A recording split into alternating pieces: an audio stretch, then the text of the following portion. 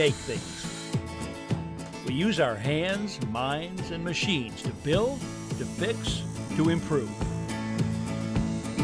We're known as do-it-yourselfers, home improvement fans, fix-it fanatics, inventors. At our core, though, we're all makers. So let's jump in and make something. Hi, I'm Ron Hazelton. Welcome to the show. You know, it seems that stamped metal ceilings are making a comeback, either in restoration projects or in contemporary settings where they offer an interesting interplay between old and new. Today, we're going to install a copper metal ceiling from start to finish. I'll also demonstrate how to securely hang heavier objects on walls. Now stay with me. It's time for a house call. Stamped metal ceilings designed to emulate European carved and molded plasterwork became very popular near the end of the 19th century. That's when this 200-year-old colonial home was getting a new dining room. Alice Pulliam, the owner of the house, has decided a metal ceiling would be a perfect addition to this room. It's one of the original homes in the town of Monroe. It was built in 1790, and we're actually standing in the addition that was put in, I believe it was about 1820, 1840. The first step is to remove most of the furniture and decorative objects from the room and put down floor protection. This product is made just for that purpose. This is most definitely a two-person project, and today Brian Terrell will be giving me a hand. The ceiling tiles are 2 feet square. We need to lay them out so that the partial border tiles around the perimeter of the room are equal width on opposite walls. I've done this with a scale drawing, but we confirm the measurements on the actual ceiling. To determine our starting point, we measure down the width of the border tile, plus the width of several full tiles on one wall, and make a mark. Then do the same on the opposite wall. We connect these marks by striking a chalk line across the ceiling. This process is repeated on the remaining 2 walls. The intersection of these 2 lines will be the point where we'll begin our installation. The metal tiles will be attached to 1x3 furring strips that must be installed perpendicular to the ceiling joists. Our next job is to locate those joists. In this case, a stud finder set in deep scan mode does the trick. A magnet can also be used to locate joists by detecting screws or nails beneath the surface. This version makes a popping sound when it senses metal.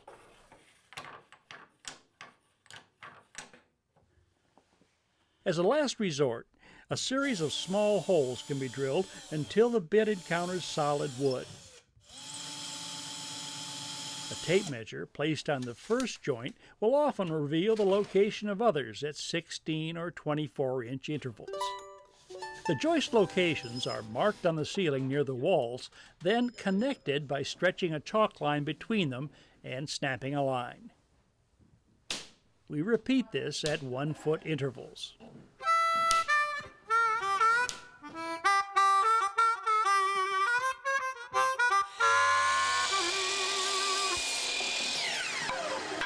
We begin by installing furring strips around the perimeter of the room. Then put one every 12 inches across the ceiling, screwing them into the joist we located and marked earlier.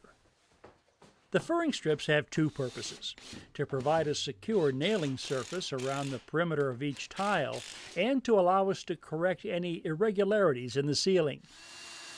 And in this nearly 200-year-old room, we have some significant irregularities. The center of the ceiling dips nearly 3 inches. To flatten it out, we insert shims and blocks between the furring strips and the ceiling. We're using a laser level to establish a reference line. While it is possible to use strings to do this, if the ceiling is dramatically uneven, like this one, purchasing or renting a laser level is well worth the investment.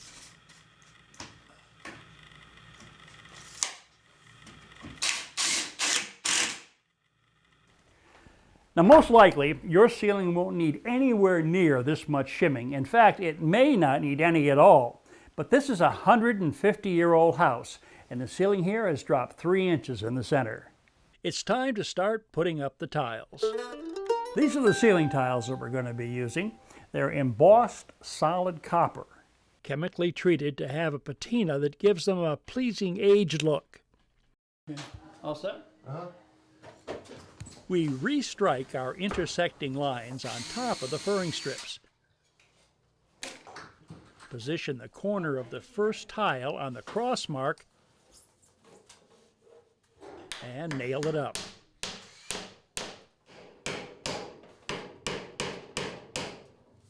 These cone head nails are copper coated and designed especially for metal ceilings. Don't nail it all the way in. Okay. The tiles are intended to overlap and conceal the joints. Some of the edges, though, will remain exposed. Orienting the exposed edges so they face away from a room's main doorway will make them less noticeable. Restriking our chalk lines every 2 feet will give us an alignment guide as we work our way across the room. It's important to align the overlapping edges of adjacent tiles while at the same time making sure the outside edges line up with the guidelines. This is definitely a 2-person job, with one person aligning and holding and the other nailing. In fact, at one point we added a 3rd person to help hold the tiles in position using a makeshift support. What worked even better, though, were these spring-loaded poles typically used for dust barrier systems. Metal ceiling tiles, especially the cut edges, can be very sharp. Wearing gloves when working with this material is essential. Today, we're working from step ladders, although work platforms and rolling scaffolds can also be used. To cut the electrical box opening for the chandelier, we measure from the edges of the nearest tiles, copy those dimensions to a full tile, bore a starter hole, and cut the opening with a pair of snips.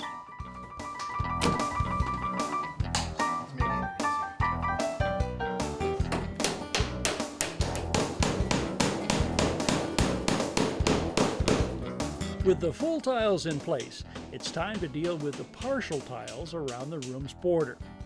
Here, we measure from the edge of the last full tile to the wall, transfer that measurement to a tile, draw a line, and cut using a pair of aviation snips.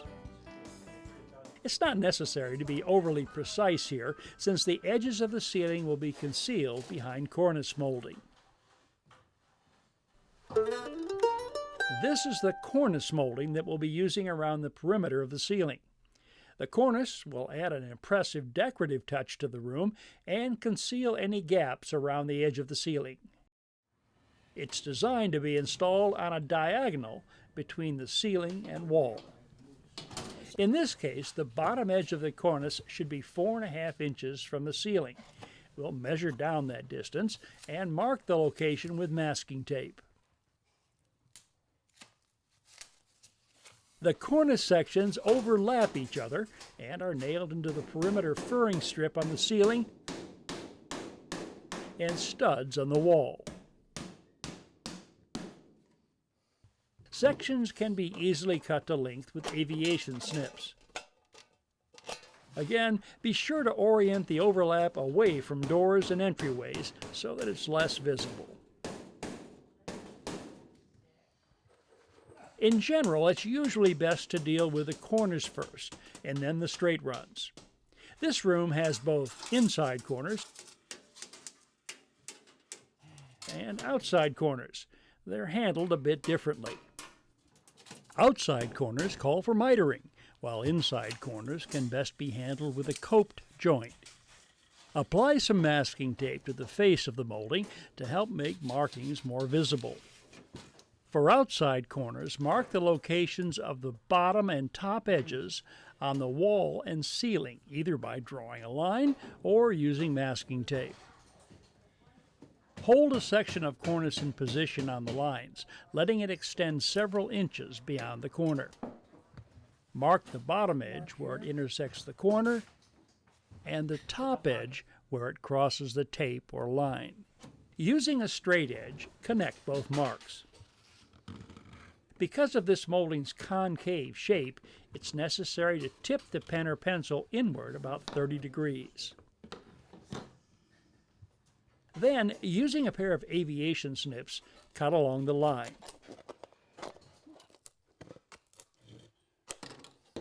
Do a test, then trim as necessary until the two sections fit tightly. The outside corner cuts can also be made using a compound miter saw fitted with a metal cutting blade. This type of joint requires a combination of a miter cut and a bevel cut, known as a compound miter. Putting the molding flat on the saw bed allows the cut to be made more cleanly and safely. In this case, we fabricated a jig to hold the workpiece securely in position.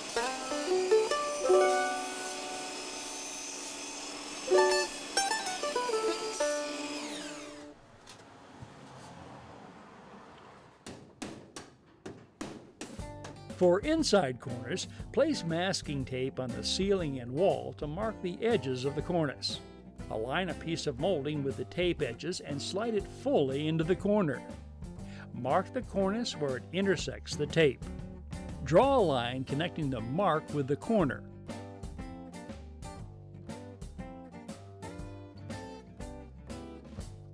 And cut along the line with aviation snips. Slip the straight end of a molding section fully into the corner and nail it in place. Test fit and trim the cut section until it fits properly.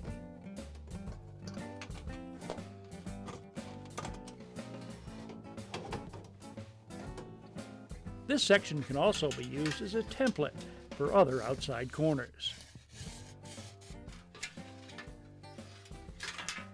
An inside corner can also be cut on the compound miter saw, using the same settings as for the outside corner.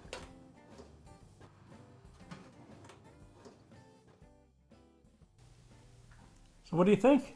It is absolutely gorgeous. It really changes this room, doesn't it? It's a total the room was just waiting for you to do this. It's unbelievable. So the section of the house we're in right now is 200 years old. At least, And yes. that ceiling truly goes with that feeling.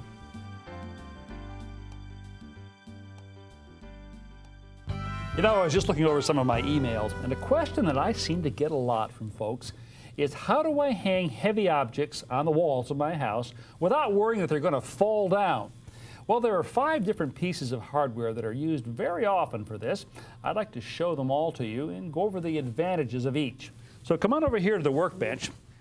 Now, pretty much everything I'm going to be talking about right now is designed to go into this type of wall material. This is a wall board, and if your house was built or remodeled since about 1950, this is what the walls are made of.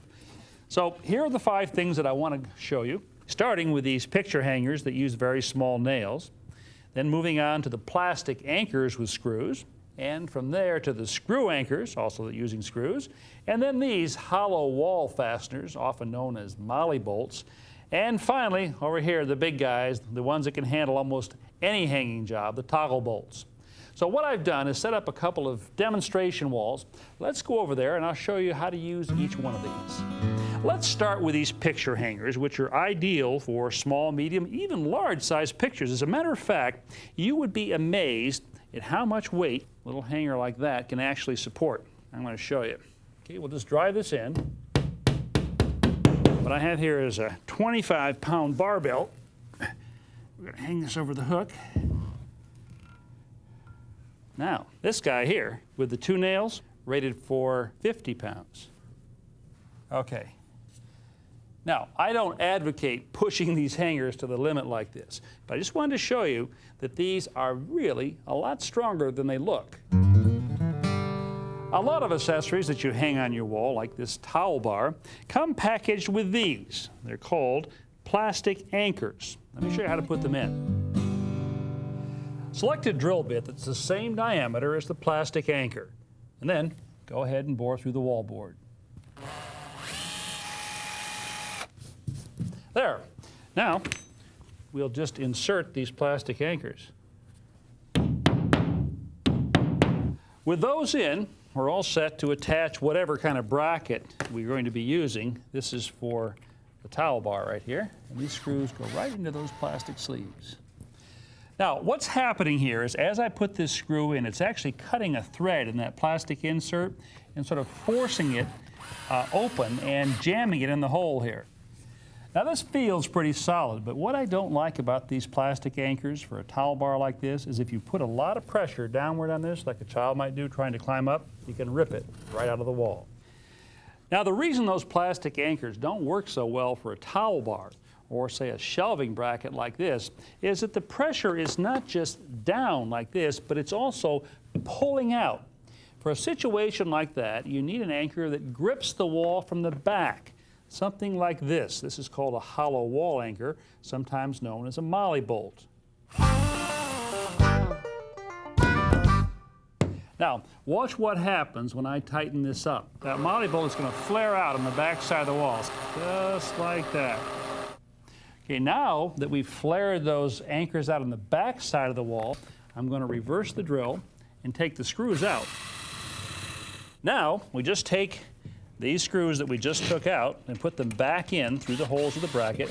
Now that is really snug. But if you've got really heavy objects, big books, large stereo speakers, or if you're hanging anything from the ceiling, then you'll want to go to these. These are called toggle bolts. Now, when you're drilling the hole for the toggle bolt, you have to pick a bit that's the same diameter as the folded toggle. Now, to install these, we're going to squeeze the wings of the toggle together like that. Just push them into the hole. Now, watch what happens on the back side here as it comes through. See, it sort of springs out like that and then catches on the back side of the wall.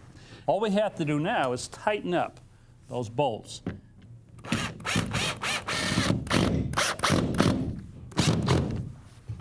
Now, you got a bracket that is really strong.